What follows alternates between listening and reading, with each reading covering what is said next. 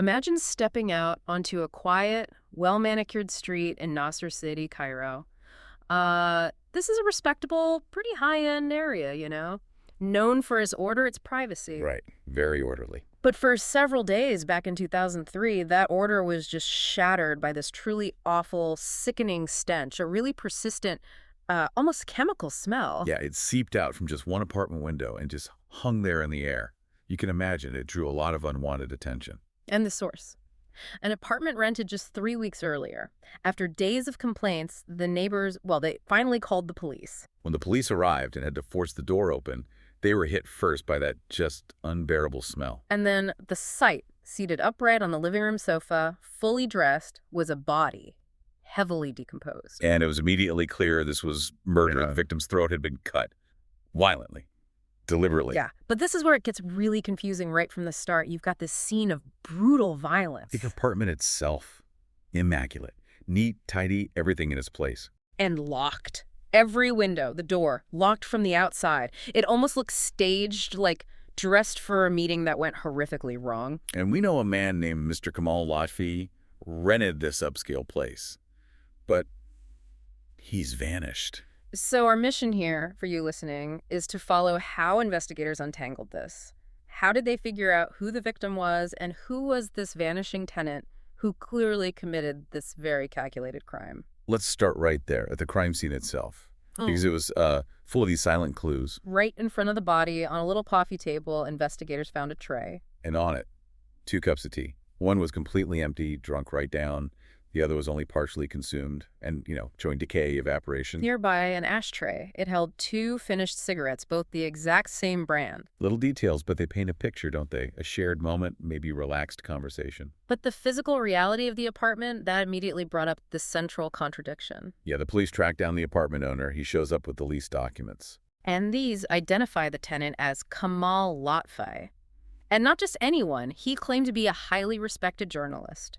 Working for a major national institution, he even had a photo ID to match. And what's fascinating right away is that specific persona, right? A journalist. Yeah, why a journalist? Well, think about it. It wasn't just some random fake name. It kind of exploits a societal assumption, doesn't it?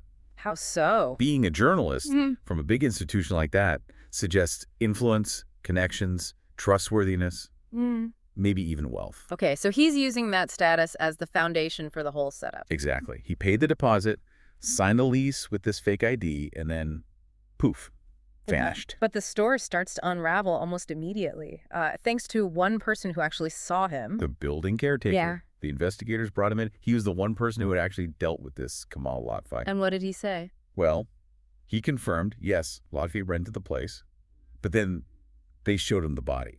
He immediately said, that is not the man I rented the apartment to. Wow, okay, so the victim is definitely not the tenant. Definitely not. The caretaker was specific. He said Kamal Lotfy was much taller, heavier, had a mustache, none of which matched the victim. So right there, confirmation. This whole thing involves a false identity.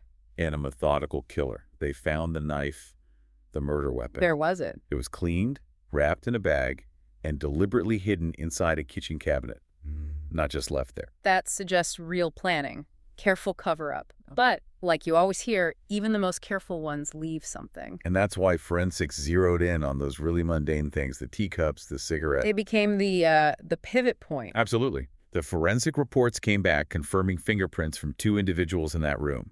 Matched the teacups, the cigarettes. It backed up the idea that 2 people sat there, shared tea, smoked together. Okay, so 2 people. But here's the critical part.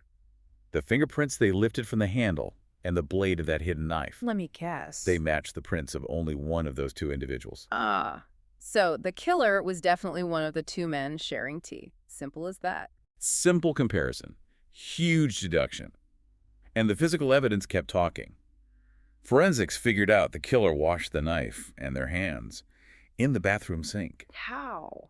They found trace blood residue, tiny amounts, in the drain trap. Then they meticulously locked the apartment door from the outside with a key before leaving. Which points straight back to the missing tenant, Kamal Lotfy. The science basically confirmed the guy who signed the lease, cleaned the weapon, and walked away. So the next step was obvious. prove this Kamal Lotfy identity was bogus. Police checked with the national press organization, the Journalists Syndicate. And the results were fast and, well, damning. No journalist matching that ID, that name, that photo existed anywhere. So the idea was definitely a forgery. A good one, apparently. A very good one. Yeah. The police were now officially hunting a ghost, a professional identity thief who'd committed murder. Okay, so they know the tenant is the killer, but he's a ghost. How did they figure out who the victim was? That came from a small, almost sentimental detail. Something easily overlooked in a scene like that. What was it? The jewelry. On the dead man's hand was a silver wedding ring. Okay. And engraved inside were two names, Hany and a girl's name, plus the year 2001. Hany. That was the key. That was the thread they needed. An alert went out, specifically looking for a missing person named Hany, asking if family could ID that specific ring. Did they get a hit? Almost immediately. A signal came back from Alexandria, hundreds of kilometers away. Mm-hmm. They did have a missing person report for a man named Hany. Who was he? He was a driver for a major car sales company. And crucially, Hany was known to occasionally transport large sums of money between the company branches. Ah, okay, that sounds like a motive. Potentially. The victim's wife came to Cairo. She identified the clothes, and yes, that specific silver ring. It was him. Did she know why he was in Cairo? She confirmed Hany had traveled to Cairo for just a quick one-day meeting. He told her he was going to meet a friend in the Mbaba area afterwards, then head straight home. Okay, so victim identified. Hany lured from Alexandria to Nazar City. Now back to the killer, the ghost journalist. How did they put a real name to the face in that fake ID photo? They went back to the only piece of potentially real information on that forged ID, the address. It pointed to Sharqiya Governorate. Was the address real? The specific street and number, no, non-existent. But the general area plus the description and, importantly, the photo of the so-called journalist Kamal Lotfy. It matched someone.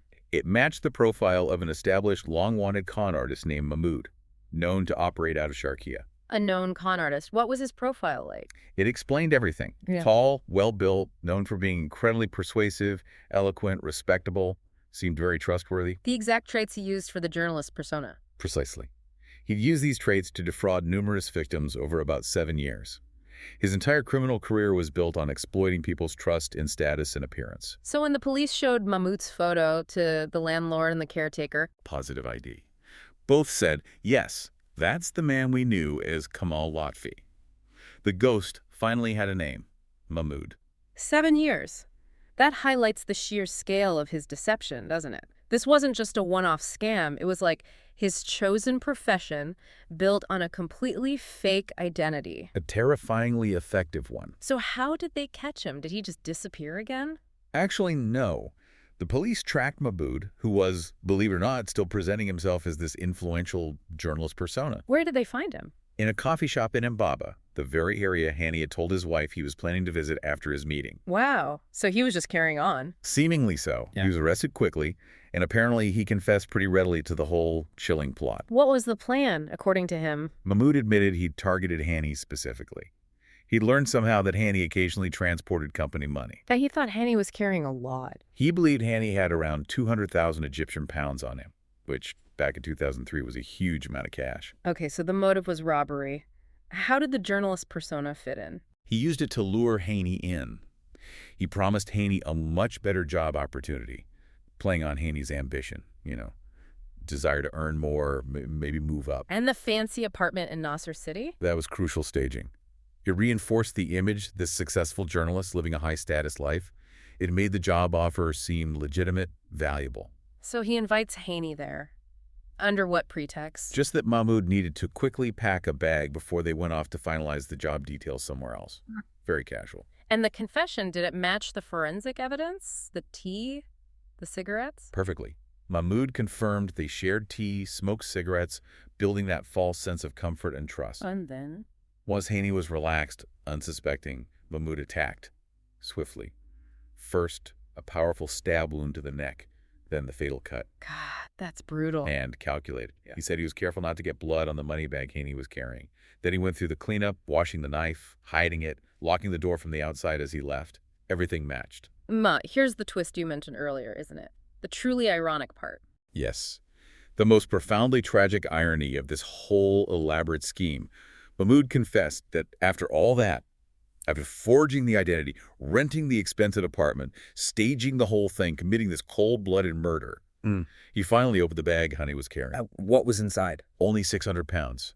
And an old, completely worthless car registration document. 600 pounds, not 200,000. 600. All that planning, that violence, that risk, for basically nothing. Mm-hmm. An amount that probably didn't even cover the first month's rent on the apartment he used for the murder. So this whole complex case, starting with a decomposed body and a phantom journalist, it was solved by the most basic evidence. 2 teacups and a tiny inscription on a wedding ring. The details Mahmoud overlooked.